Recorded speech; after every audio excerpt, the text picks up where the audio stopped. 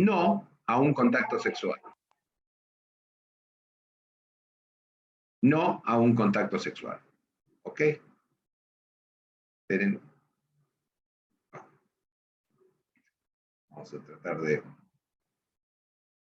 un minuto. Que algo acá sea. Voy a cambiar una pila, porque me parece que se quedó sin pila esto.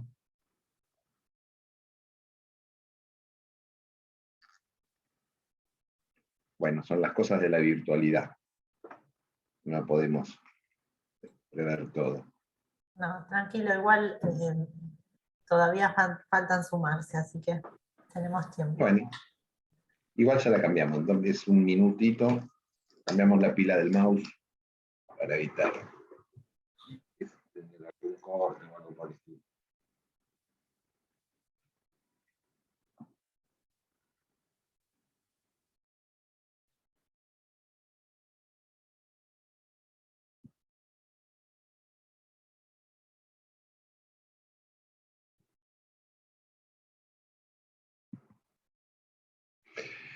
¿Cómo nos aproximamos conceptualmente al término de agresión?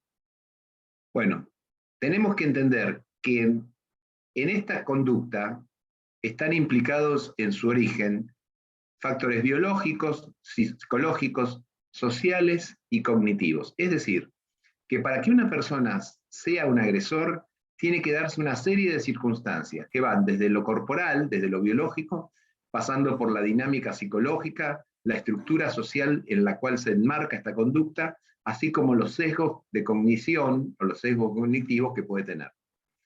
Tiene que ver, y está vinculada a la agresión sexual, con los modelos de interacción humana y los constructos de masculinidad y feminidad, que ahora vamos a ver qué es esto. Y en realidad hay algunos rasgos que son comunes en todos los agresores. Para esto es necesario entender lo siguiente, una breve síntesis de lo que es la sexología forense. La sexualidad es una forma más de comunicación entre las personas, que conciben una manera propia de realizarla sin dañar a nadie. Es decir, es el encuentro de dos personas consintiendo mutuamente la acción que van a realizar, y de esa manera se obtiene una comunicación. No solamente es una cuestión instintiva, como puede ser en los animales la época del celo, no. Acá es una forma de comunicación que utiliza el cuerpo como elemento a partir del cual se comunican. Y las variantes pueden ser muchas. No vamos ahora a explicar esto, pero las diversidades a nivel sexual son un montón. Ya no corre más el binarismo, ni las tres categorías, binarismo que era heterosexualidad, homosexualidad, no corre más la bisexualidad, no corre más las conductas que antes se llamaban desviadas.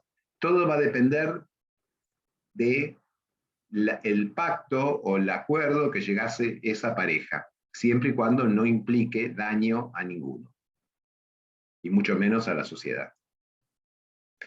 Si nosotros analizamos el sistema sexual, en el sistema sexual vamos a tener tres áreas bien definidas. Un área biológica, un área psicológica y un área sociológica. El área biológica hace referencia a la estructura corporal, y por eso corresponde ubicar dentro del área biológica al sexo, la genitalidad, por decirlo de alguna manera, cuyo único objetivo es la reproducción, por lo menos en las especies animales. Pero el ser humano, como además de ser un instrumento biológico o un sujeto biológico, va más allá para transformarse en un sujeto psicológico, la genitalidad es reemplazada por un concepto mucho más amplio, que es el de sexualidad, que tiene que ver con la función. La función de la sexualidad es otorgar el placer a quien la ejerce. Pero además, esta sexualidad, este sexo más esta sexualidad, se van a dar siempre en un marco social, que va a ser normativo, porque todo marco social tiene pautas, nos gusten o no nos gusten, se puedan cambiar o no se puedan cambiar, pero mientras que sean pautas y estén como normas, hay que respetarlas, que básicamente apuntan a la interacción. Mientras que lo biológico era la reproducción, lo psicológico era el placer, lo sociológico es la interacción. Y de la suma de estas tres cosas, reproducción, placer, interacción, o sexo, sexualidad y normatividad, se establece lo que es la conducta sexual humana. El proceso a partir del cual se va a determinar la conducta se llama proceso de sexuación. Sexuación. Y tiene un área biológica, un área psicológica y un área social. El área biológica está dada por el dimorfismo sexual. Esto es claro. Genitales masculinos o genitales femeninos. Se es. Lo morfológico apunta a lo que se es. Lo que se es desde el punto de vista corporal. Dimorfismo sexual. O sea, dos formas de sexualidad. Bien, ustedes me podrían decir, hay personas que son intersexos. Es cierto. Hay personas que son intersexos, que tienen un sexo gonadal diferente al que tenemos nosotros. XXY, puede ser uno, otro puede ser XYY, otro puede ser XXXX, es decir, son distintas formas, pero son tan poco frecuentes como el síndrome de Klinefelter, el síndrome de Turner, son muy poco frecuentes, por lo tanto, para los fines de esta diplomatura y de este curso, y para los fines de lo cotidiano, que todos trabajamos en estos temas, vamos a hablar del dimorfismo sexual. Ahora bien, esto quedó en el plano de lo biológico. ¿Cómo pasamos al plano de lo psicológico? A partir de un proceso de diferenciación que lleva a dos conceptos, el de masculinidad y el de feminidad. Son dos conceptos que son dos constructos, porque la masculinidad y la feminidad dependen de cada estructura social, dependen de cada momento histórico. Piensen ustedes en el Imperio Romano, que tuvo una etapa de matriarcado, después tuvo una etapa de patriarcado, y así podríamos ver en casi todas las culturas que van variando los rasgos de lo que se considera inherente a lo masculino y lo que se considera inherente a lo femenino. Pero esa masculinidad, que es vivida como una experiencia privada en la persona que las siente, luego se expresa públicamente. Y al expresarse públicamente, pasamos del dimorfismo a la identidad de género, y la identidad de género, cuando se asigna un rol a esa persona con esa identidad, hablamos de rol de género. Entonces, las tres áreas se vuelven a repetir: biológica, psicológica y social. Biológica, orgánico, genitales, dimorfismo sexual, se es. Identidad de género es cómo se percibe la persona en cuanto a lo masculino, a su masculinidad o a su feminidad. Y en la área social es el rol de género, que es la asignación de los papeles y roles que se esperan para ese género.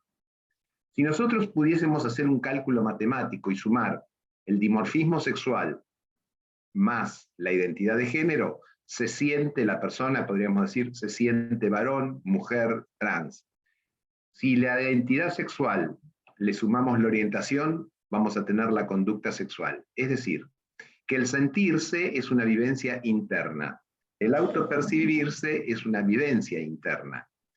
Es cómo se siente. Ahora, cuando le ponemos el objeto de deseo, digamos, qué es lo que atrae a esa persona que se siente varón, que se siente mujer, que se siente trans, ahí hablamos de la identidad más la orientación, que es igual a la conducta sexual. Estos tienen un ejemplo, yo siempre lo doy. Si en las cárceles, por ejemplo, es muy común que haya conductas homosexuales.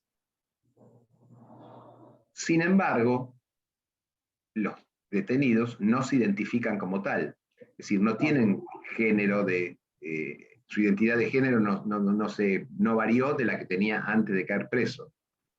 Y los roles de género tampoco variaron, porque él sigue siendo un hombre, digamos, sigue siendo hombre, masculino, se autopercibe. Sin embargo, puede realizar conductas homosexuales que no tienen nada que ver con el proceso de la sexuación. Son como, se llaman situaciones facultativas, es decir, que pueden presentarse y no presentarse en determinadas condiciones.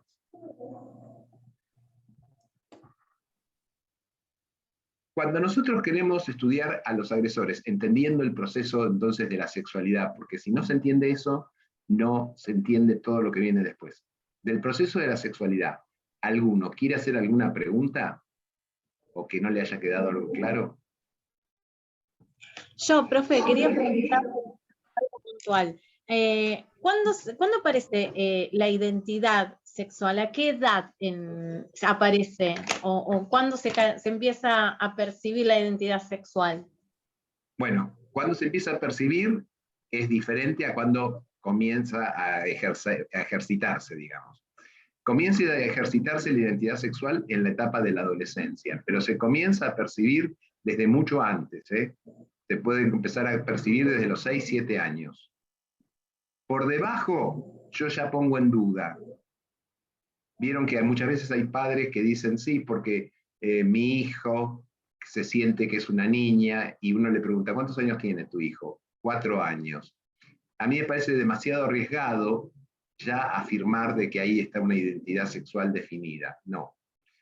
Eso habría que esperar un poquito más y ver cómo no actuar, digamos, dejar que la cosa se desenvuelva, porque si el niño se percibe como una niña, y entonces va la madre y le compra ropa de niña, está reafirmando desde lo externo que esa conducta es una conducta que es inherente a lo que él siente en ese momento, y que puede ser nada más que confusión. En cambio, ya en un adolescente es distinto, ya es distinto. Por eso hay que tener cuidado con... Ya lo sabemos desde Freud. 5 o 6 años, primera identificación, 12 a 14 años, segunda identificación. ¿Te contesté tu pregunta? Clarísimo, profe. Bueno, entonces cuando nosotros queremos obtener datos para hacer las tipologías, saber obtener información respecto de qué pasa por la cabeza de un agresor sexual, tenemos que hacer entrevistas de tipo criminológico. Las entrevistas de tipo criminológico son entrevistas de equipo. Justamente es un equipo criminológico, donde hay psiquiatra, hay psicólogo, muchas veces hay sociólogo, hay gente de educación, y cada uno desde su distinto campo toma elementos que lo vuelca después al campo del otro, y de ahí se consensúa y se saca una definición final. Pero acá una de las cosas que siempre se ve es la influencia de los roles paternos, que tiene que ver con la crianza, la sexualidad y la estabilidad emocional. Otro elemento a tener en cuenta, muy en cuenta, es si la persona agresora ha tenido antecedentes de abuso y o maltrato infantil. Desde ya les digo que es falaz. Ayer hablábamos con Raúl mientras que tomábamos un café en el bar de la esquina de casa. Una cosa es el abuso como tal, que se da en algunas personas, hay algunos que tienen antecedentes de abuso, pero no es una regla de oro que un agresor sexual ha sido abusado. Tampoco es una regla de oro que un abusado se transforme en agresor sexual. ¿Ok? O sea, que eso es una cuestión más de uso y costumbre de la tradición oral que de la realidad científica. La mayoría de los agresores sexuales no tuvieron antecedentes de abuso. De hecho, hay muchas personas que han sido abusadas de chicos y no se vuelven agresores sexuales. Al contrario, forman parte de organizaciones no gubernamentales, participan en fundaciones para la prevención del abuso sexual.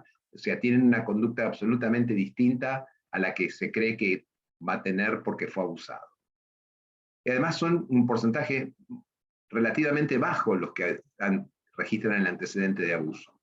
Lo que sí es muy frecuente el antecedente de maltrato infantil, expresado como ¿qué? Como violencia intrafamiliar.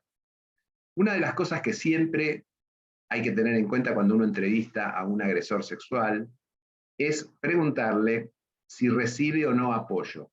Si él vive como ego distónico o como ego sintónico esta actitud de agredir.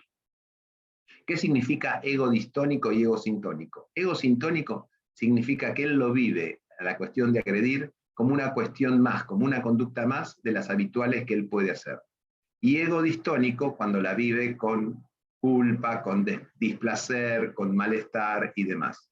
De esto va a depender, esto es muy importante, porque nos va a diferenciar, nos va a dividir las aguas entre los agresores sexuales por determinadas circunstancias que después vamos a ver, y los disociales, antisociales y psicópatas. Siempre tenemos que estudiar la educación sexual que han recibido, o sea, qué conocimientos tienen concretamente respecto a la sexualidad. Y algo muy importante, todo esto que yo les estoy diciendo, ustedes lo pueden razonar solos, pero esto es muy importante lo que viene ahora. La relación subjetiva, la relación interna que ellos tienen entre sexualidad y agresión.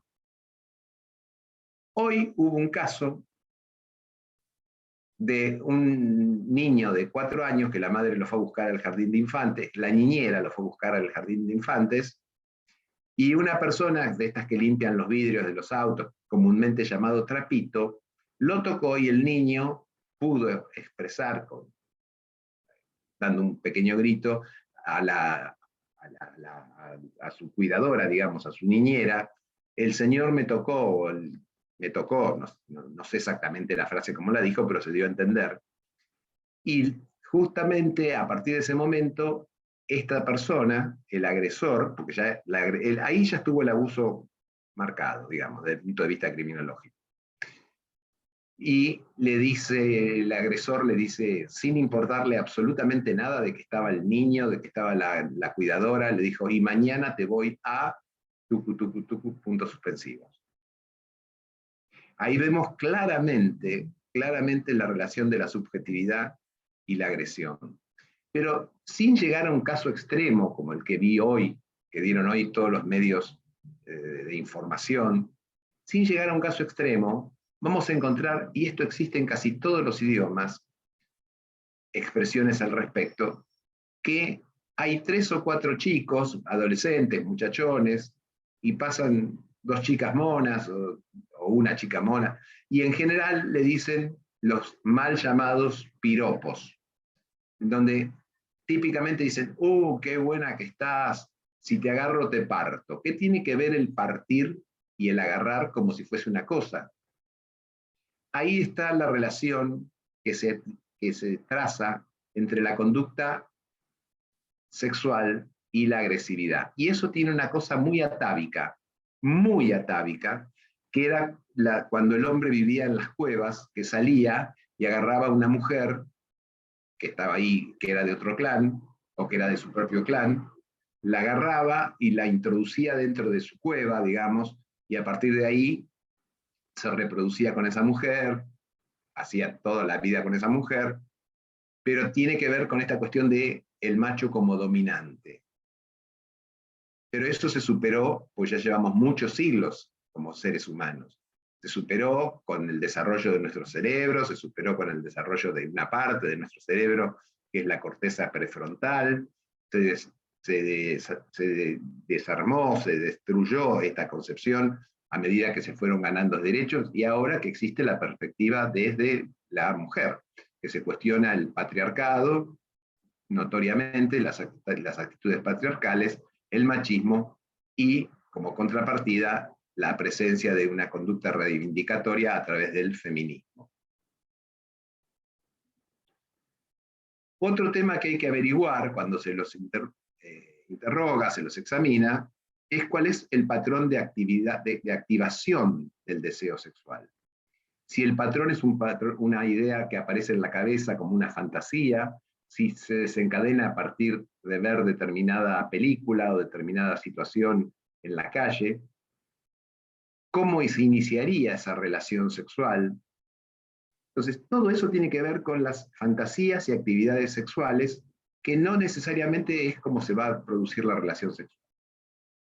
Los mitos y creencias sobre la sexualidad, las características del individuo, la competencia, la adaptación social, las habilidades sociales, las habilidades comunicativas. Miren, en sexología, para establecer un vínculo entre 2 personas, las habilidades comunicativas son esenciales. Discúlpenme que yo sea medio grosero con alguna expresión que voy a utilizar, pero es así, estamos en una universidad, somos universitarios, no tenemos por qué asustarnos. Es decir, en la capacidad de levante que tiene un término respecto de otro término. Y para eso se necesita tener habilidades de comunicación, tener habilidades sociales, no empujar, no tirar de los pelos, al contrario, mostrar normas de cortesía. Las normas, cortesía viene de cortejo. El cortejo es el juego que se hace para seducir a alguien, que incluso hasta los mismos animales tienen un juego de cortejo. Los pavos reales, por ejemplo, extienden la cola para mostrar su poderío, y las perras hacen otra cosa, los perros hacen otra cosa, es decir, cada graduación de la escala zoológica tiene un cortejo distinto, y nosotros tenemos un cortejo mucho más complejo, porque además de las actitudes corporales, tenemos la actitud verbal, poder establecer una buena comunicación. Lo que les explicaba hace un ratito, el nivel de egosintonía entre cómo se autopercibe, cómo autopercibe su género, cómo autopercibe su orientación y cómo autopercibe su identidad. ¿Cuándo una sexualidad es saludable? Bueno, una sexualidad es saludable cuando la autopercepción de género va de la mano de la orientación y esta va de la mano de la identidad, que da una sensación de egosintonía. Ahí hablamos de una sexualidad saludable, donde nadie obliga a nadie a hacer nada y donde las cosas que se hacen en forma pausada, correcta, como comunicación, independientemente de los roles que se utilicen en cada una de las relaciones. ¿Alguna pregunta? ¿Algún comentario?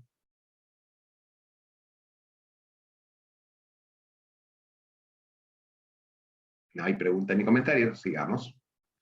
Bueno, después de haber estudiado todas estas características y haber tratado de inspeccionar al respecto, Esbeck, que murió el año pasado como víctima de la pandemia, y Fernández en el 2000 y Urra en el 2003, establecieron que no fue posible determinar un patrón de personalidad único en el agresor, debido a que sus conductas y situaciones son muy variables. No hay un patrón único.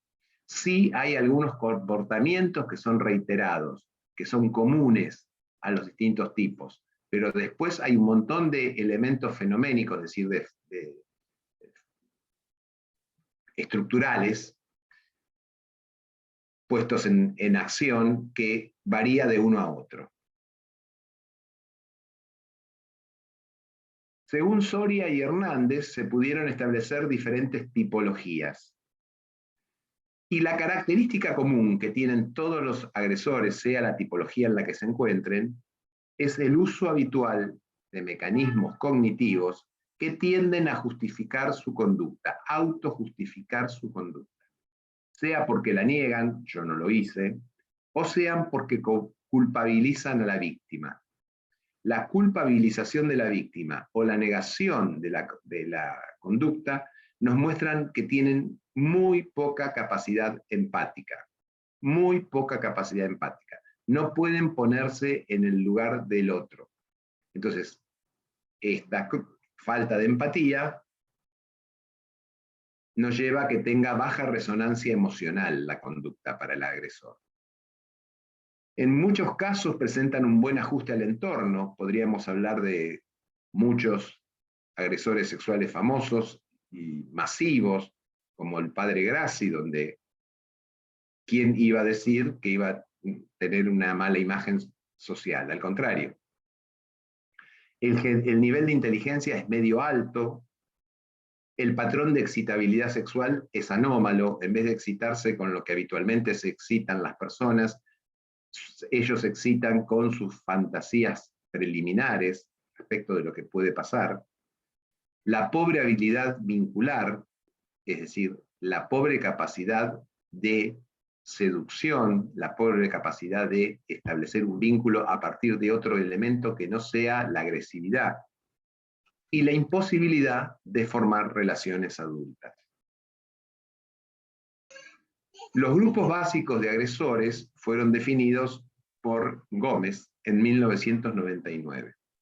y habló que había 4 tipos o grandes grupos de agresores sexuales.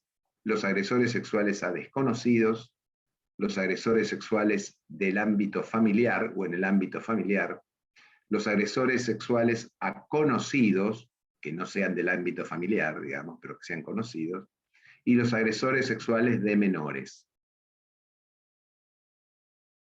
Agresores sexuales a desconocidos, la motivación principal es la agresión. Hay una improvisación en la modalidad del asalto. Hay poca sociabilidad, baja autoestima e inmadurez. Es decir, son individuos que no tienen habilidad comunicacional alguna. Tienden a ser solitarios, ermitaños, tienden a satisfacer el deseo cuando aparece con lo primero que aparezca. Su autoestima en general es muy baja, se sienten incapaces de, no, yo porque soy feo no voy a poder conseguir que ninguna chica me dé bolilla, esto, lo otro. Todas cosas que pasan por su cabeza y que no necesariamente tienen que ser así como lo piensa. Por eso salen, cuando ya su nivel de tensión no da más, salen y atacan a cualquier desconocido o desconocida con un objetivo que es la agresión sexual. En realidad, el objetivo de él es tener la relación sexual, pero en un contexto de agresión y no en un contexto de comunicación. Después tenemos los agresores en el ámbito familiar, que se aprovechan de la confianza que el ámbito familiar da. Son posesivos, vigilantes, usan el miedo para manipular y paralizar a la víctima, con frases como diciendo si le contás a tu mamá, o le contás a tu tío, o le contás a quien le quieras contar, yo voy a ir y voy a matar a tu papá, voy a matar a tu mamá, voy a matar a tu abuelito. Y en general, lo que estos en el ámbito familiar son chicos prefiero niños, no estoy hablando de género, estoy hablando de etapa vital. Son infantes, o muy pequeñitos, o preadolescentes, que se asustan frente a lo que el agresor les dice, que es un tipo en general inteligente, y en general el ámbito familiar les da confianza, y provienen los elementos necesarios como para que de una cosa verbal se transforme en una cosa real, concreta y consuetudinaria. Estos son los que niegan a rajatabla su autoría. Nunca lo van a reconocer, nunca lo van a reconocer. Después tenemos los agresores a conocidos. Estos son los que yo más vi cuando estaba en tribunales. Y estos son los que se ven mucho en las comisarías, los ven mucho la policía, los ven mucho en los tribunales. Siempre usan a un conocido como blanco de su agresión. Y ellos argumentan que confundieron la intención de la víctima. Justifican su comportamiento, su acción agresiva, porque dice que la víctima lo buscó. La víctima tenía intención de tener algo con él, o con ella, pero es con él en general. Son inexpresivos de sus deseos por miedo al fracaso. Son inseguros de sí, son sujetos muy inseguros, pero básicamente dicen, ella me buscó. Entonces uno le pregunta, ¿cómo es que lo buscó? ¿Qué significa que lo buscó?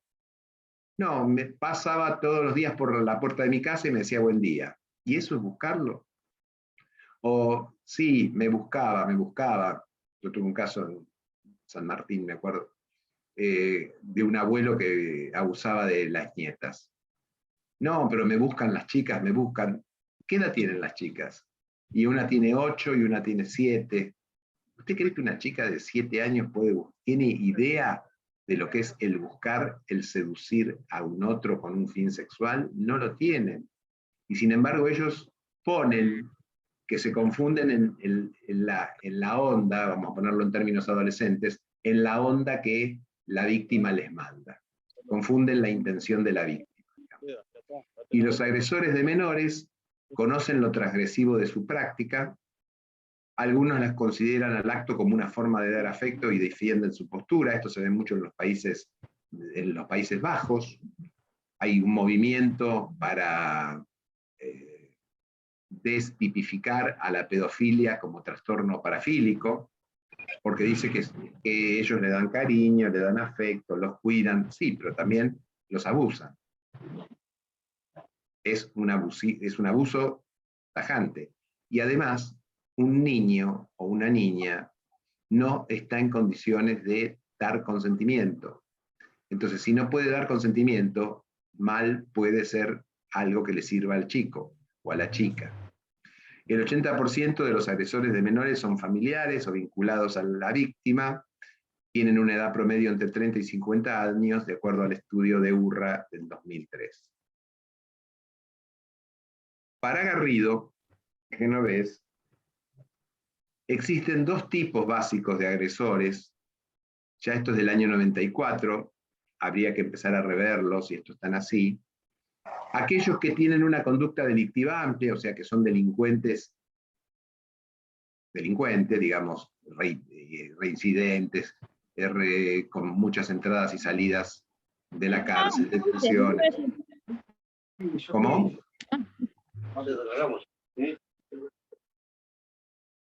Bueno. Los que tienen una conducta delictiva amplia y que la agresión es un acto más a ese estilo de vida antisocial, o sea, son delincuentes que además de ser delincuentes, le suman que son delincuentes agresores sexuales. Y hay otros que no tienen ninguna conducta desviada, no realizan ningún comportamiento antisocial, jamás cometerían un delito, pero sí tienden a ser agresores sexuales. La agresión sexual sí la cometen, la realizan. Es decir, que lo único que realizan delictivo, lo único no quiere decir que sea poco importante, ¿no? Lo único delictivo que tienen en su historia criminológica es las agresiones sexuales. No así la transgresión de otros derechos de los demás. El paradigma, por lo tanto, de la agresión sexual, por eso hicimos tanto hincapié y utilizamos estos minutos para explicar lo de la sexualidad, la sexuación y las formas criminológicas, la anamnesis criminológica. El paradigma de la agresión sexual surge de las fallas en el proceso de socialización de la sexualidad. Fallas en el proceso de socialización de la sexualidad. Por lo tanto, es una conducta aprendida, consecuencia de una concepción errónea de la relación sexual. La relación sexual no se la ve como forma comunicacional, sino se la ve como forma de aumentar la autoestima, por un lado, convencerse de su potencia, descargar agresividad frente a otro, porque está todo mezclado, la concepción de sexo con la de agresión, insuficiencia por parte del agresor, sentirse insuficiente frente a la víctima. Entonces es una concepción errónea de la relación sexual y de la división de roles. Los roles en una relación sexual. Los agresores sexuales se pueden clasificar básicamente al día de hoy en tres tipologías, que son muy largas, pero son muy simples en realidad. Tienen que entenderlo y no les va a costar mucho más que esto. La tipología de Gross y colaboradores, que fue la primer tipología que existió, trabajaron con más de 10.000 casos y dijeron que estos agresores sexuales actuaban por poder o actuaban por odio. La segunda tipología, que es la de Knight y Prentke, en realidad es un sistema de diagnóstico y de valoración terapéutica y preventiva de futuros agresores, hecha por la Escuela de Massachusetts. Por eso se llama MTCR3, clasificación de Massachusetts. Y la tercera tipología fue dada por Canter. Canter fue un hombre muy prolífero en cuanto al estudio de estos temas, tanto la perfilación como los agresores sexuales, que Canter dijo, acá hay un error, siempre se está entrevistando al agresor. Vamos a hacer otra cosa, dijo Canter. Vamos a entrevistar a las víctimas y vamos a hacer un diagrama de conductas, un esquema conductual, de acuerdo al relato de la víctima. ¿De quién hacían el recorrido conceptual? Del agresor, pero no a través de la entrevista con el agresor, sino a través de lo que la víctima le decía, de cómo se había sentido en el momento de la agresión. Esto es más complejo, pero no vamos a tener problemas. Tipología de Gross. Estudia la influencia de 3 componentes. La sexualidad, que es un componente que siempre está, y 2 componentes que se pueden agregar, que son el componente poder y el componente odio. Uno de los componentes, el poder o el odio, domina, y la sexualidad es utilizada como expresión de esa dominancia de poder, de esa dominancia por odio, etc. Por lo cual, los agresores, de acuerdo a Gross, se van a dividir en agresores por poder y en agresores por odio. El agresor por poder tiene pocas habilidades para el intercambio personal. ¿Qué significa esta frase? A ver, sin miedo. ¿Qué interpretan ustedes de esa frase? En idioma de la calle, va.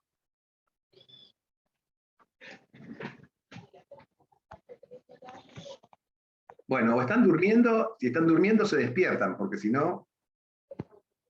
A ver, Lorena. Y algo así como que no pueden comunicarse correctamente, no son asertivos para la comunicación, no son claros en la comunicación.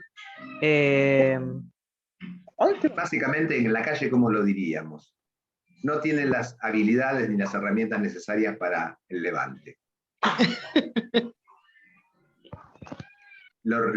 Hacemos un eufemismo diciendo pocas habilidades para el intercambio personal, o bien desarrollando lo que desarrollaste vos, que está perfecto. Pero la síntesis es que no se pueden levantar a nadie. ¿Por qué? Porque ellos se sienten que son incapaces de levantarse a alguien. Son sus sentimientos de inadecuación, de incomodidad sexual, incomodidad general. Son los que llegan a una fiesta tarde para pasar desapercibidos o muy temprano para no estar en el momento de que toda la gente está en la fiesta. Son individuos que se sienten menospreciados por ellos mismos. La sexualidad en estos sujetos actúa como una forma de expresión de este drama personal que tienen, que se basa en el trastorno de la autoimagen y de la autoestima. Por lo tanto, el agredir sexualmente al otro va a reafirmar su identidad, su fuerza y su potencia. Y de esta manera queda probada la competencia que él tiene. La experiencia se vive con ansiedad, excitación y placer anticipado. Hay un gran desborde de la fantasía. Él piensa todo lo que le va a hacer a su partener transitorio o víctima de él. Pero ¿qué pasa? Lo que se fantasea nunca tiene que ver, coincide con lo que en realidad pasa. En general, las víctimas siempre resisten o muestran disgusto o buscan alguna forma de zafar, y no es lo que ellos creen, no era lo que ellos esperaban, digamos, no es lo que creían que iba a pasar. Por lo tanto, se torna desilusionante, ya que nunca la fantasía es como la realidad. Acá es muy importante esto, que ayer lo hablaba con Raúl. Este es el tipo de agresores, o la categoría de agresores, que son reincidentes. Las agresiones se tornan repetitivas con incremento de la agresividad. ¿Por qué?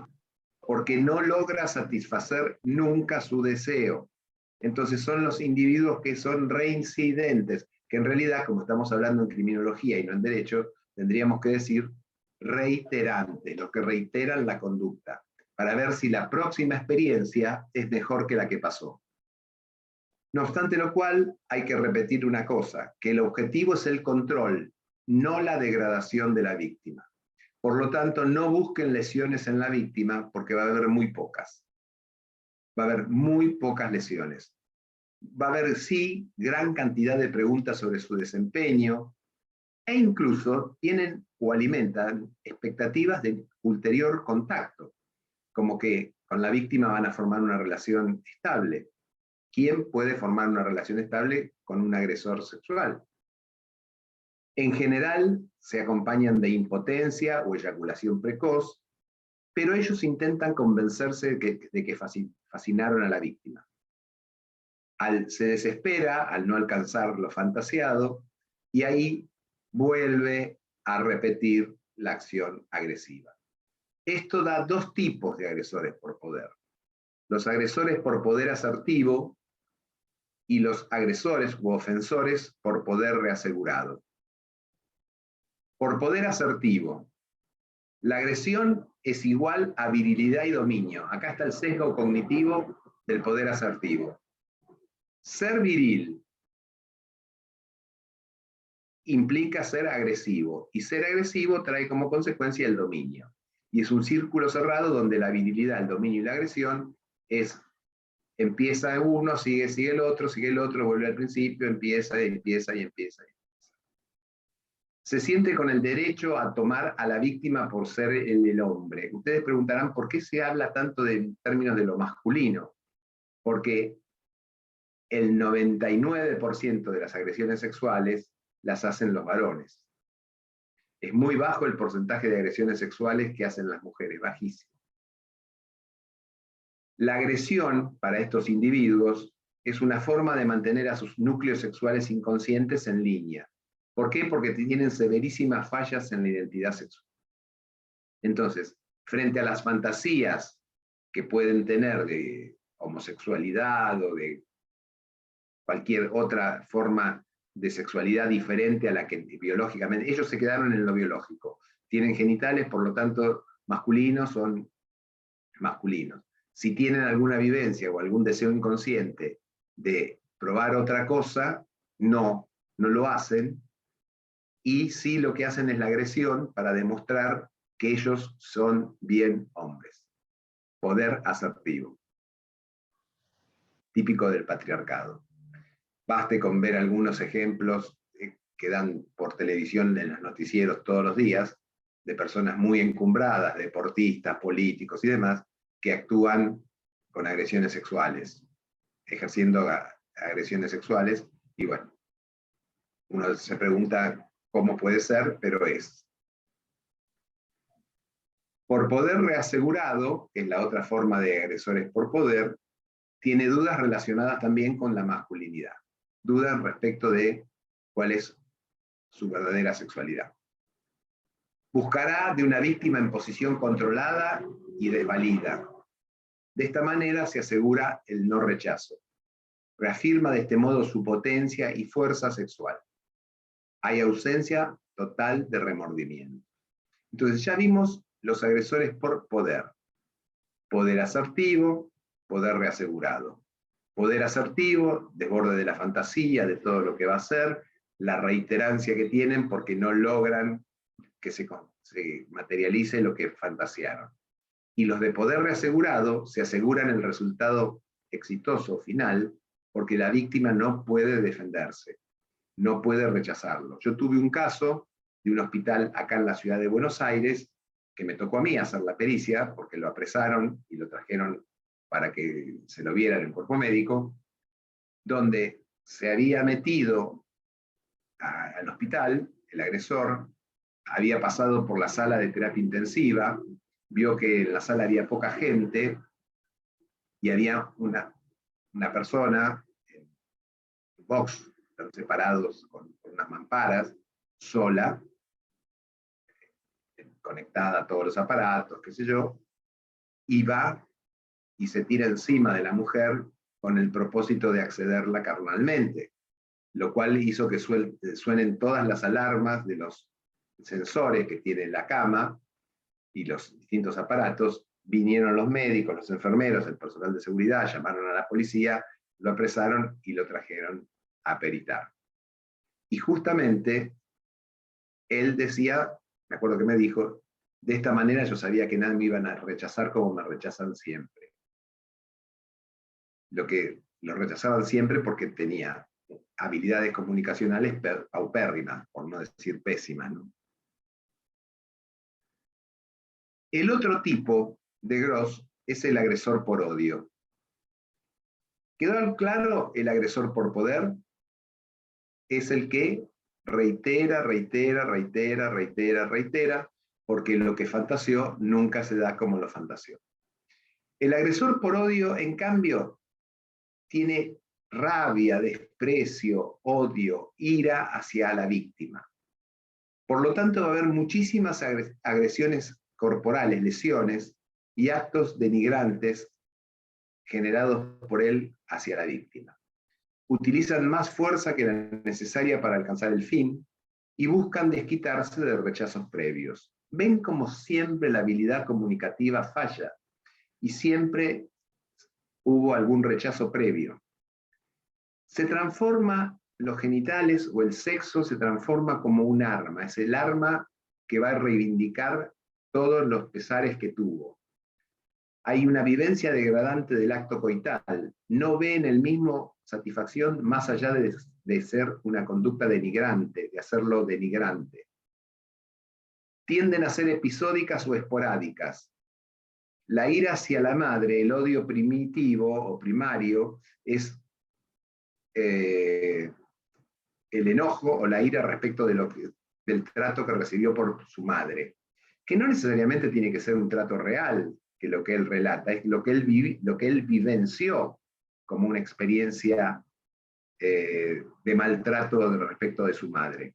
Algunas madres son maltratadoras, eso no cabe la menor duda, pero no necesariamente en todos los casos de estos la madre fue maltratadora, pero ellos se focalizan en la madre como el ideal de mujer, como el arquetipo, y desplazan ese odio a todo lo que sea femenino. Y da lugar esto a dos formas: los que actúan por odio-castigo y los que actúan por odio-excitación. Por odio-castigo, expresa hostilidad y rabia, su motivación es la venganza, degradan y humillan a la víctima y llegan a ser brutales durante la agresión. Ataca a la persona por sorpresa, usa lenguaje abusivo, rompe la ropa y lesiona a la víctima. Para los criminalistas es muy importante, si están estudiando agresores sexuales, investigando alguna causa respecto de un agresor sexual, sepan que si la ropa está rota y la víctima está lesionada, es un agresor donde lo que predomina es el odio hacia la mujer.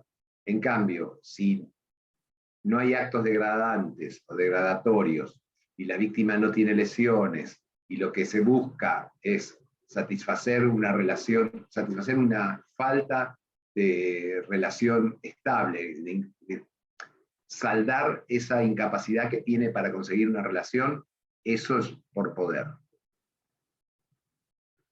Por odio-excitación acá aparece una palabra que nos puede resultar un poco rara, es el sexo algolánico lo que practican. Algolánico significa el sexo con dolor. Hay un sadismo marcado y hay una tortura física y psicológica de la víctima. Esto es muy importante. Lo erotizado es la agresión, no el coito. Pueden no tener ningún tipo de acceso carnal, pero basta con que agreda la agresión para llevar a la situación de dominación a la víctima y de odio y expresarle el odio en ese momento, es lo que se erotiza. Pueden llegar al crimen sádico. Si les gusta leer, les sugiero que lean el libro Magnetizado, que es un libro para leer en época de vacaciones. El autor, no lo recuerdo ahora, es Beckett. Bueno, ya me voy a acordar el autor y se los voy a decir, pero si no, pidan Magnetizados en cualquier librería y lo tienen, que es la historia de un caso real argentino que mataba a choferes de taxi, donde tomaba un taxi que iba hasta determinado lugar, en ese lugar, cuando decía, bueno, acá me bajo, cuando el taxista se movía para arreglar la banderita, la que dice libre, ahí lo mataba y ahí obtenía el orgasmo. Que el orgasmo es una cuestión psicológica, no tiene nada que ver con una cuestión física. El orgasmo pasa por la cabeza, no por los genitales. La eyaculación es otra cosa. El orgasmo es la sensación de plenitud, de bienestar, de estar descargado de las tensiones y cosas por el estilo, que no necesariamente tiene que ver con la eyaculación. Se puede eyacular y no tener orgasmo. En estos individuos el orgasmo surge con la conducta de agredir. La propia agresión es la que genera el orgasmo, no la genitalidad, no la conducta sexual. Y así terminamos con la tipología de los agresores por poder y por odio. Ahora vamos a ver la segunda tipología, que es la de Knight y Prentry, que es el programa taxonómico del Centro de Tratamiento de Massachusetts para agresores tipología 3, una clasificación de Massachusetts. Y ellos nos dicen que la agresión sexual surge como consecuencia de la heterogeneidad de los agresores sexuales. Procuran obtener perfiles útiles para la búsqueda de violadores potenciales y generar líneas investigativas criminológicas. Por lo tanto, tienen un fin preventivo como asistencial. Lo mismo tenían los rusos en la época de la URSS. No sé si lo siguen manteniendo ahora. Los rusos tenían grupos que se encargaban de estudiar a los chicos en la etapa de la escuela secundaria, y si ellos notaban que había alguna posibilidad de que ese chico el día de mañana se transformase en agresor sexual o bien en un homicida serial, lo separaban de esa clase, lo separaban de su medio de origen, lo mandaban a determinados institutos donde aplicaban un tratamiento, digamos, para resolver esta situación. No dio mucho resultado porque era absolutamente conductista. En cambio, el de Massachusetts sí da buenos resultados y ha permitido prevenir y detectar bastantes chicos con problemas. No obstante lo cual, vemos que está lleno en Estados Unidos de agresiones sexuales múltiples, en banda, en manada, como las quieran llamar, que no fueron detectadas en su momento. Acá hay una cuestión también, ¿no? Que la injerencia que tiene el uso problemático de las drogas en este tipo de agresiones sexuales. Es un factor que no hay que olvidarlo nunca. Entonces, la tipología de Massachusetts nos divide a los agresores en 4 categorías. Ofensor oportunista, ofensor enojado, ofensor por preocupación sexual y ofensor vengativo. Vamos a ver un poquito de cada uno. En realidad, estos 4 tipos están ya enunciados en los de poder y de odio. Lo que pasa es que como esta es otra escuela, otra clasificación, le han cambiado los nombres. El ofensor oportunista es un acto impulsivo generado por factores de situación. La ocasión hacia el agresor acá.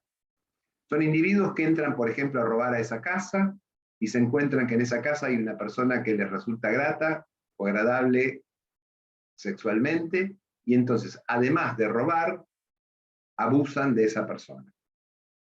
No hay influencia de la fantasía ni de emociones displacenteras, sino que todo se desencadena a partir de una situación determinada. Genera un acto impulsivo, no mediatizado, muy difícil de poder postergar, y agreden sexualmente a la persona a la cual ellos ni siquiera sabían que existía, ni tenían en su cabeza violar o agredir sexualmente a alguien. Pero como la situación fue la que facilitó el acceso, ellos, dada su gran nivel de impulsividad que tienen, lo cometen. La agresión sexual es un comportamiento más en estos individuos dentro de su estilo de vida. Depende los oportunistas a qué edad comiencen a agredir. Cuanto más próximo a la adolescencia y a la segunda infancia, tienen menor competencia, porque se van a sumar a otras conductas desviadas, como el consumo de drogas, las conductas delictivas, delitos contra la propiedad y demás. En cambio, si la agresión se da cuando el individuo ya es adulto, en general tienen un nivel de competencia mucho mayor. ¿Qué quiero decir con competencia?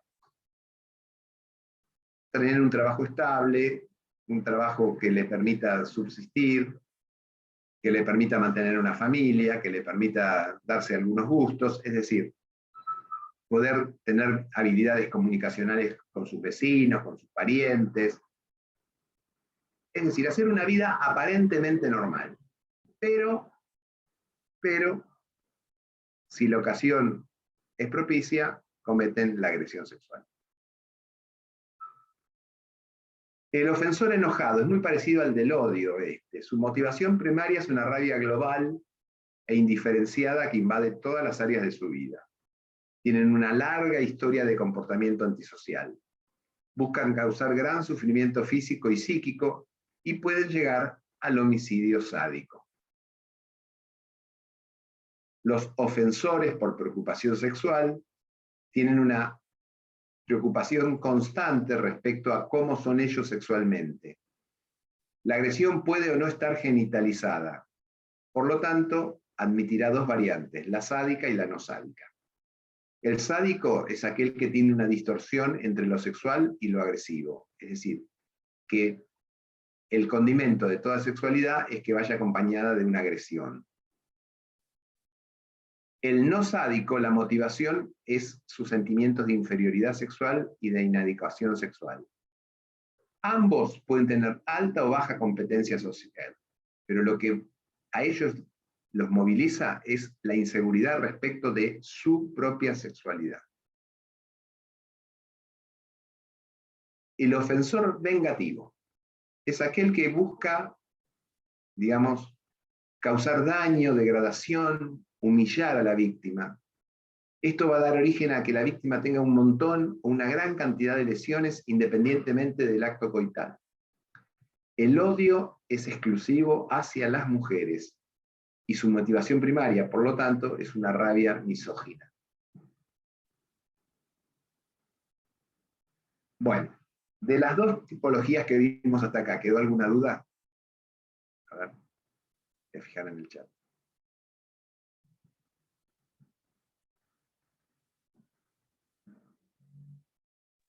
Profe, yo tengo una pregunta.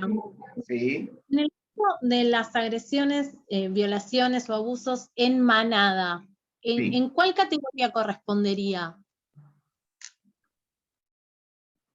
Puede corresponder a cualquiera de las que vimos, pero en general siempre hay un autor principal que busca obtener el placer a través de la agresividad. Y están los otros que lo siguen, que actúan como bystander, digamos, son los que rodean al agresor principal, que es el que lleva la voz cantante. Pero puede ser cualquiera de los que vimos. Gracias, profe. Entonces quiere decir que el agresor principal es uno y el resto sería como los que lo siguen, los que lo acompañan. Claro, están. Hay uno, después viene otro, pero en general hay uno que es el principal, el que maneja a la manada, por así decirlo. Los otros actúan, primero como espectadores viendo, ahí logran excitarse. Cuando se excitan, pueden o no intercambiar con el primero, digamos, que tomó a la víctima, en general lo hacen, y después hay otros que no hacen nada, que se quedan nada más que mirando, que se llaman los stand-byers, que rodean y previenen que nadie interrumpa esa fiesta. Hubo hace poco una chica que fue agredida en un auto y dos estaban afuera cantando y otros estaban adentro del auto. ¿Lo escucharon ese caso? Sí, pero a la chica la habían como inmovilizado. Claro, porque en general es buena la observación que vos haces. En general, cuando son en manada, siempre va acompañado de un efecto tóxico en relación a la víctima. O le mezclan alguna sustancia tóxica en la bebida, o le dan una droga que creen que no va a hacer nada y termina haciendo estragos. Es decir, siempre están ligados, es muy común la agresión sexual ligada al uso problemático de sustancias. Muy común. Pero está bien el comentario que vos haces, está muy, muy acertado, digamos. ¿Alguna otra duda?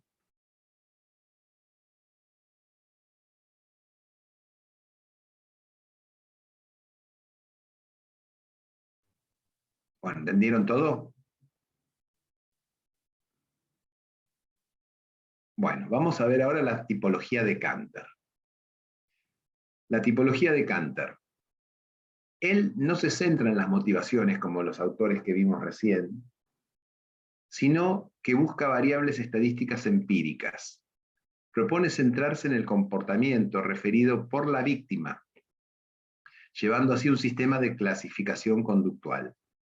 El tema de sus investigaciones es que el trato a la víctima fue como el que se da a un objeto impersonal. Esto lo enunció Coxis, que es un gran teórico de este tema. E identifica 5 patrones conductuales. Pero antes, tenemos que entender lo que es la correlación y la regresión. Ustedes se lo deben acordar por el colegio, pero si no se los acuerdan por el colegio, lo recordamos ahora. Tenemos los ejes cartesianos, con el eje de la Y y el eje de la X. En el eje de la Y ponemos una determinada variable, por ejemplo, la variable agresión, la variable robo, la variable fetiche, lo que fuere. Y en el eje de las X ponemos otra variable. Y vamos a ver, las vamos a correlacionar, a relacionar entre las que están en la Y y las que están en la X. Vamos a ver que en cualquiera de sus formas siempre va a haber una línea media que va a concentrar la mayor cantidad de puntos, que en este caso son conductas que estaban puestas. Esto se llama regresión, porque el valor regresa a la recta originaria, idealizada que han tenido.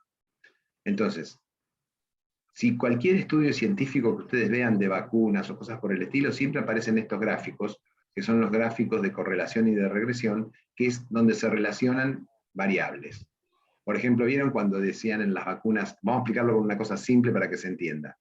¿Vieron cuando decían que en las vacunas las poblaciones de riesgo, las personas de más de tantos años, los que tengan tal enfermedad, tal otra enfermedad, las mujeres con tales características?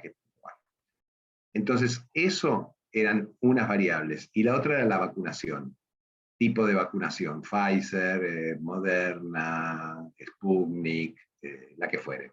Entonces, sobre un eje ponían las variables de la persona, digamos, y por el otro eje poníamos las vacunas, y se empezaban a marcar cuántos que se dieron con Sputnik tuvieron dolor en el brazo, tanto. ¿Cuántos de que se dieron con Sputnik tuvieron tal otra cosa? Tanto. Y van marcando un punto.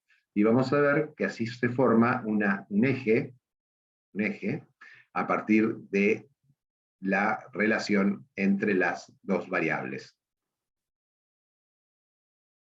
Los patrones de conducta, o sea, una de las variables que va a ir en el eje de las Y, por ejemplo, es el patrón intimidad.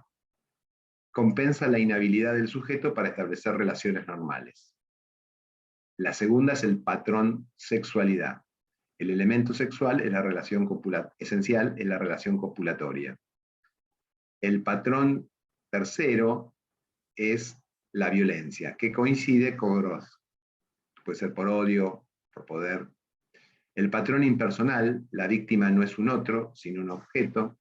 Y el patrón criminal acumulativo, donde se suman otros comportamientos criminales sin el fin sexual. Estos son los que irían en un eje, que se van a relacionar con los que van en el otro eje. Las variables de hostilidad, las variables de control, las variables de odio y las variables de implicación. Entonces vamos a hacer hostilidad en función, vamos a intimidad. Hostilidad en función a sexualidad. Hostilidad en función a violencia. ¿Eh? Vamos relacionando unas de cada eje con las otras. Las variables de hostilidad se muestran en el rasgar las ropas, en someter a la víctima a sexo anal, la violencia verbal, la violencia múltiple de forzamiento, por múltiple de forzamiento a tomar un rol activo a la víctima, decirle a la víctima, te obligo que hagas tal cosa, y la víctima lo tiene que hacer. No es que ahí está el agresor haciéndolo, sino el agresor pasa a ser sujeto pasivo de algo que él le ordena a la víctima que haga, bajo posibilidad de que si la víctima se niega a hacerlo, la agresión sea muchísimo mayor. Son en realidad 9 las variables de hostilidad que utiliza el análisis. Después tenemos las variables de control, la sujeción, si está atada o no está atada, las amenazas, las mordazas. En total son 6 variables de control. La inmovilidad. Después tenemos la variable robo, que es obtener un fetiche como un objeto de valor o como un objeto de erotización. Y la variable implicación es buscar o no una relación ulterior con la víctima. Esta variable está puesta a lo último porque es la menos frecuente, porque se da solamente en el tipo de poder asertivo de Gross y no se da en ningún otro. Pero por eso se la pone a lo último. Cuando uno quiere evaluar estos elementos en la práctica criminológica, tiene que recurrir a un equipo criminológico específico o de gente interesada, y tiene que tener elementos para aplicar sobre el terreno e identificar los posibles casos y prevenirlos en la medida de lo posible. Entonces, para eso existen determinados instrumentos, como el cuestionario de fantasías sexuales de Wilson. Trata de 40 ítems que se evalúan, es una evaluación cual y cuantitativa. La versión en español es del año 2003, la hizo Subeldat, y explora los siguientes ítems: intimidad, exploración por parte del sujeto, o sea, intentar, probar, descubrir, la variable impersonal y la variable sadomasoquista. Esas son las de las fantasías sexuales de Wilson, 40 ítems.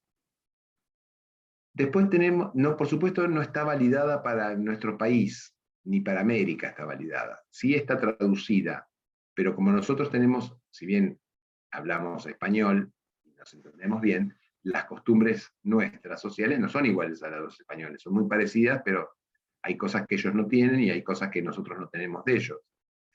Por lo tanto, nos puede servir este cuestionario como una guía a la hora de mantener una entrevista, pero no podemos hacer una ponderación específica porque no está validado, porque todo esto se expresa después numéricamente, por probabilidades. La segunda es la escala de atractivo hacia la agresión sexual de Malamud. Esta es muy buena. La versión española también es de Urra, del 2003, que junto a la de las actitudes favorables a la violación, hecha también por Urra, son 2 magníficos instrumentos, pero esenciales a la hora de hacer testeos o de investigar en colegios, en clubes y demás, actitudes que puedan dar lugar a los orígenes de conductas de agresión sexual. Otra escala interesante es la de Mosher, que es el inventario de conducta sexual agresiva, y la que es más completa de todos, que tiene 300 ítems, es el inventario multifásico de sexualidad de Nichols y Molinder.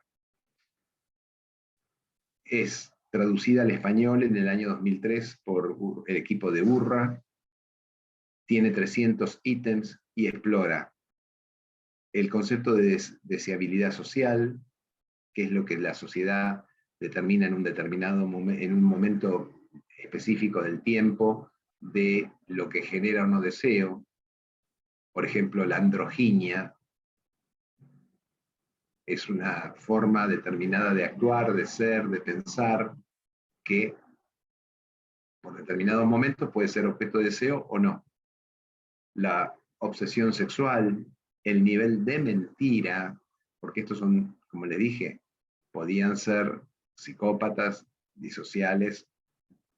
Entonces, la mentira o la mendacidad está a la orden del día. Las distorsiones cognitivas respecto a qué son las mujeres, qué son los hombres, qué hace que un hombre sea más hombre que otro, digamos, dentro de la cabeza del agresor, qué hace que consideren a las mujeres como seres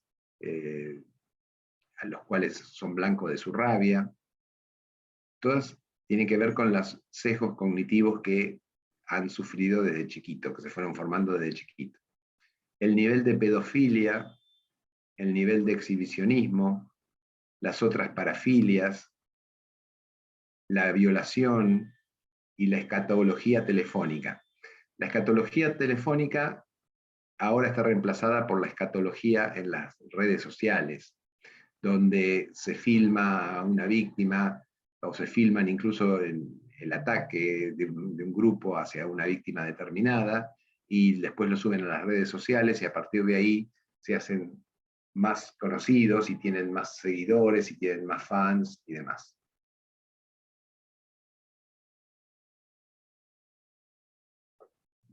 Muchas veces la conducta agresiva termina con una conducta homicida, que es el homicidio sexual.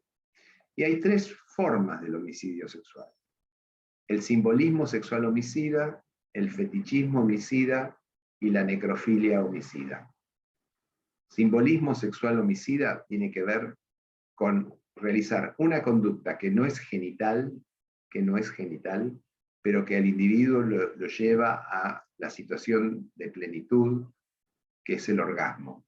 Por ejemplo, tener el orgasmo cuando se está estrangulando con un lazo a una persona, o tener el goce sexual, digamos, el orgasmo cuando se está lastimando a una persona. Simbolismo sexual homicida. No busquen en estos casos lesiones genitales o paragenitales o paragenitales, porque no las van a encontrar. Porque acá las lesiones que van a encontrar son otro tipo. Las lesiones es el matar, es en el hecho de matar lo que genera el goce sexual. Después tenemos el fetichismo homicida.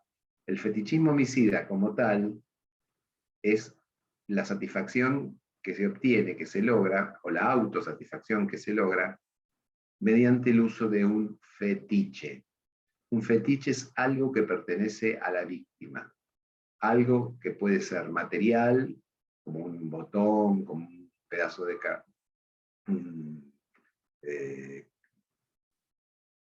un pedazo de tela de su vestido, un mechón de pelo, o puede ser mucho más grave, como una mamila o pezón, o una oreja, o un pedazo de útero. Entonces, cuanto más complejo es el nivel de fetichismo, más complejo va a ser el acto para conseguirlo. Y muchas veces solamente va a conseguir el fetiche matando a la víctima. Y la necrofilia homicida son los que matan en función de su pulsión, su parafilia necrófila, que si tuviesen ellos la posibilidad de obtener el cadáver para realizar la conducta sexual con el cadáver, no matarían a nadie. Pero como no lo tienen, matan y luego agreden sexualmente. Bueno, hemos terminado con la exposición, así que ahora vamos a abrir las preguntas y el debate. Los escucho.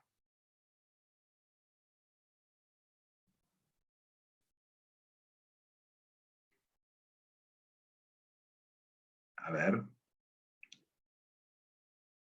¿Alguna pregunta? ¿Algún comentario?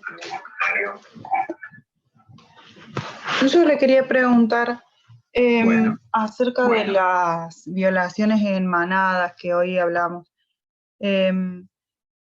¿qué les motiva a los demás agresores, digamos? Hoy se dijo que hay uno que es el que va a empezar por cualquier tipo de características, sea por odio o lo que fuere, ¿y qué les motiva a todos los demás a seguir con eso, digamos? Porque uno piensa por ahí cuál es la probabilidad de que se junten todos estos chicos que tantos agresores sexuales estén juntos, digamos, ¿qué los motiva a seguirles? No, la motivación en realidad es un fenómeno social, no tiene que ver con lo que pasa por lo individual. Es justamente el fenómeno un fenómeno de masa, donde el individuo se pierde dentro del magma que es la masa y actúa como la masa. Es decir, son individuos con sus problemitas, con bastantes problemitas, en general, que son manejados por otro que es mucho más psicópata. Es decir, el que es más psicópata es el que inicia la acción, el que orienta la acción, el que lleva la acción, y los otros que son, entre comillas, más débiles, son los que siguen al primero y realizan la manada o la acción en grupo. Eso pasa con las lesiones, con los homicidios, es el mismo patrón para todos. Es la conducta que se produce por falta de control psicosocial. Y la gran sentirse supeditación a la voluntad de los demás, del grupo. Porque para pertenecer al grupo hay que cumplir determinadas normas. Entonces, una de las normas es hacer lo que el líder dice. Bueno, y eso es lo que pasa. Entonces sería que estos chicos que los siguen, si estuviesen solos, es un acto que no lo harían. Es muy probable que no lo hagan. Ah, perfecto. Pero en el caso de que sea en manada, son todos culpables, ¿verdad? Aunque sigan a uno. Bueno, si todos van a tener distinto grado de participación, y ahí eso ya es una cuestión valorativa que corresponderá hacerlo a los jueces, de cómo, en qué posición los imputa o no los imputa a los distintos miembros de la banda, de la manada, o del grupo. Pero sí, en general pasa que el grupo, hay algunos con menor participación, otros con mayor participación, pero eso ya es una valoración que tiene que ver con lo que hace el juez, no con lo que hace la criminología. Aún en el caso de que la víctima termine muerta. Sí, porque, por ejemplo, si la víctima de la agresión sexual termina muerta, o le pasa lo que le pasó al chico Fernando Sosa Báez, que lo mataron en una golpiza, digamos, o como consecuencia de una golpiza murió, todos los que participaron fueron todos procesados y están esperando el juicio oral, y algunos fueron exculpados, digamos, no exculpados, fueron sacados, digamos, de la situación de estar imputados, porque no habían hecho nada. Entonces, así es como se maneja la cuestión. Gracias. ¿Puedo hacer otra pregunta? ¿Sí? Si hay forma, digamos, de prevenir un agresor sexual, por ejemplo, si ya se ve en algún chico, algún niño, como en esos estudios que hacen que ya tienen como características así que puedan sospechar de que este chico pueda ser abusador, ¿se puede esto prevenir? Y es muy difícil porque para prevenir hay que hacer un seguimiento de los chicos constante, en la escuela, en las relaciones sociales, y nosotros no estamos en condiciones de hacer eso. En Estados Unidos lo pueden hacer y les da un resultado relativo. Les da un resultado muy relativo.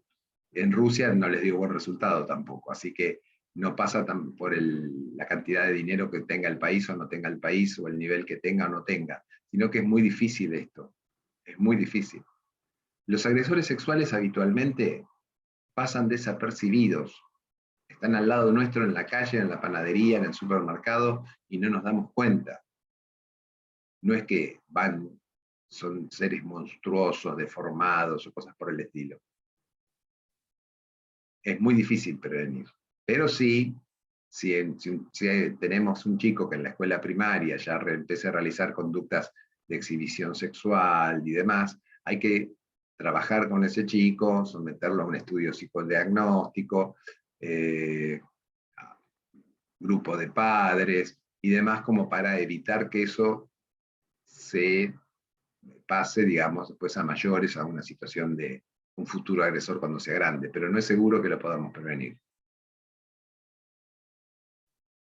Gracias. No, por favor.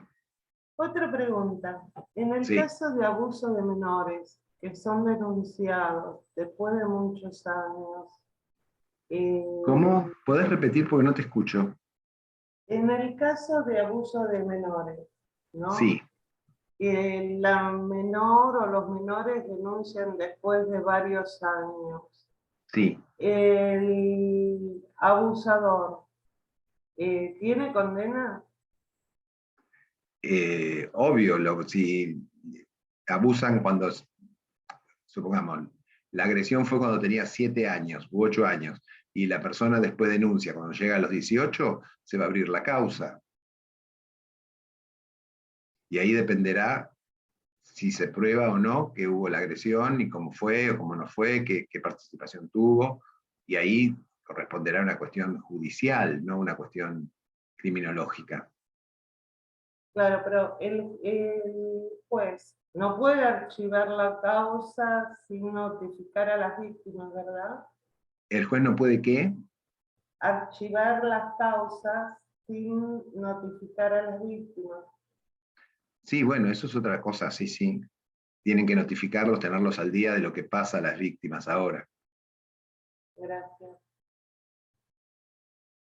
Pero eso, digamos, es una cuestión de tipo procesal, no es una cuestión criminológica. ¿Alguna otra pregunta? Hola, sí, yo quería hacer una consulta. ¿Cómo? Estos tipos o estas personas tienen un diagnóstico de psicopatía, borderline, antisociales. ¿Esa es la característica que los agruparía? Claro, primero son parafílicos en general. Y Ujú. son en comorbilidad, digamos, junto a un trastorno grave de personalidad, que en general el trastorno grave de personalidad es un trastorno antisocial o una psicopatía. Gracias. No, de nada. Ahora, les aclaro que hay agresores que no se les encuentra sometidas a los test habituales que se toman, dan determinados elementos a nivel de su psiquismo profundo, no necesariamente implica conducta. Esto es una cosa que tienen que tenerla en cuenta, porque a veces pasa que, a mí me ha pasado, donde uno examina a gente y no encuentra nada, y uno pone que sus facultades psíquicas están conservadas. Ahí el juzgado después determinará qué hacen con este individuo. Como a veces se encuentran en los tipos de exámenes que por otro delito se encuentran, digamos, elementos que tienen que ver con fallas en la orientación sexual, en la autopercepción y cosas por el... Y a lo mejor el delito es de robo, no tiene nada que ver. Es decir, no confundir que hay una estructura que porque tenga determinada estructura necesariamente va a ser un agresor sexual. Puede ser un...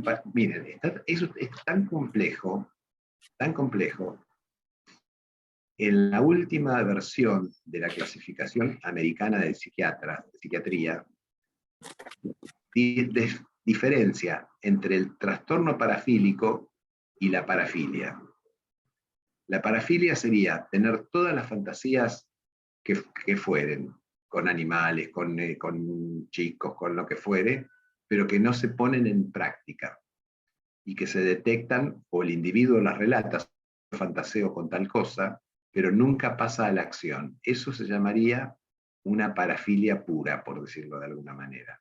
Y después está el trastorno parafílico, que es cuando estas fantasías o estos pensamientos o estas imágenes mentales las exterioriza y las pasa a la acción, donde se transforma en un trastorno parafílico. Ojo con el trastorno parafílico, porque el trastorno parafílico es una conducta que el individuo no puede refrenar. En cambio, los parafílicos, en general, sí los refrenan, por eso es que no lo ejercen. Entonces, mucho cuidado con el tema de, a la hora de hacer el dictamen pericial, de qué es lo que se pone, porque si se pone que es un trastorno parafílico, con una buena defensa, puede salir libre. En cambio, si es una parafilia, no, porque una parafilia no tiene nada que ver, no está condicionando la conducta. El trastorno parafílico sí condiciona la conducta. Claro, a mí me quedaron dudas por el caso de Araceli Fuller, y quedaron varias personas en libertad. Y digo, si todos intervinieron de la acción, ¿no? Siguieron a uno, pero quedaron en libertad, ¿no son peligrosos? Porque ellos también actuaron. Bueno, eso es otra cosa, la peligrosidad es otra cuestión. Ellos también actuaron. Si quedaron libres, se supone que no ha habido pruebas o elementos probatorios que pudiesen acreditar la autoría de ellos o la participación de ellos. Eso es una cuestión procesal, no es una cuestión que tiene que ver con lo nuestro, con lo que estamos viendo nosotros. No, yo me refería a la peligrosidad de ellos, ¿no? Al quedar libres. Bueno, el concepto de peligrosidad es un concepto que está muy en crítica en este momento. Ahora se habla de riesgo, más que de peligrosidad. Riesgo es un diagnóstico de situación. Frente a las mismas circunstancias es probable que actúe de la misma manera. Entonces, eso tiene que ver con el tema más de la peligrosidad como componente del positivismo. La situación riesgosa, no, tiene que ver con que se pase de la posibilidad a la probabilidad que comete, que vuelva a cometer un hecho, o que cometa un hecho. Entonces, sí, se puede decir que son peligrosos, pero si son peligrosos desde el punto de vista jurídico. La peligrosidad jurídica por el delito que cometieron. Desde el punto de vista psicopatológico, solamente serán peligrosos si la conducta, tenemos la prueba fehaciente, digamos, la convicción fehaciente de que va a volver a repetirse frente a las mismas condiciones. Pero es muy difícil hacer ese tipo de pronósticos. Es muy difícil, porque nunca se sabe lo que puede llegar a pasar por la cabeza de una persona. Gracias.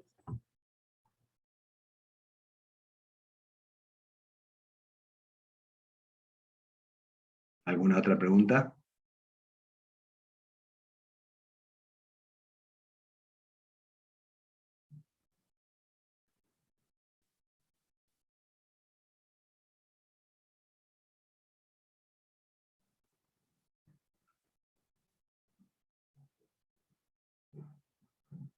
¿Alguna pregunta o comentario?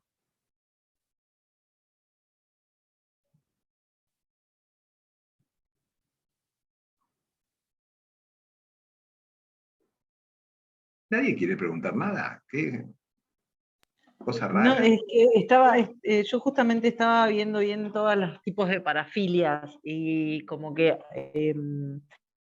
entonces el parafílico tiene expresada o no expresada, pero en su estructura mental, que no es, no quiero decir normal, pero Es un trastorno, es un no, trastorno, sí, sí.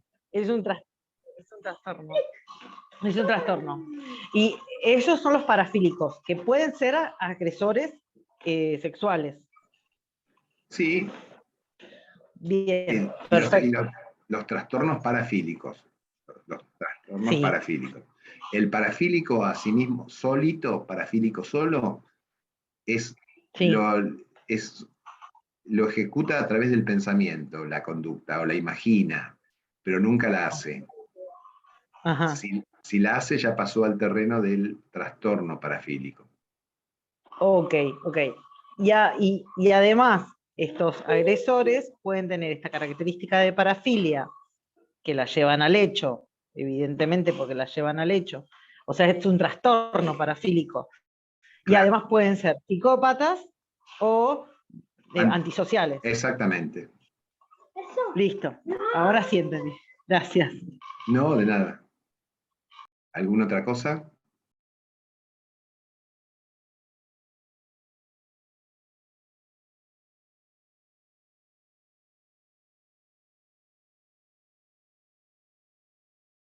Bueno, dejamos acá entonces y nos veremos en el próximo encuentro, que conmigo tienen el 12 de julio. Bueno, gracias Daniel por tu clase. No, Les quería no, comentar gracias a ustedes. que la semana que viene la clase la va a dictar el doctor Martín Mazzolli Navar. Y el tema es la complejidad del campo de los consumos problemáticos, uso, abuso y adicción. Así que bueno, los esperamos a todos. Recuerden que vamos a subir la clase en Mega y luego se las pasamos al grupo que tenemos en el WhatsApp. Bueno, que tengan una buena tarde. Igualmente. Chao. ¿Me va? Chao, gracias. Chao, chao.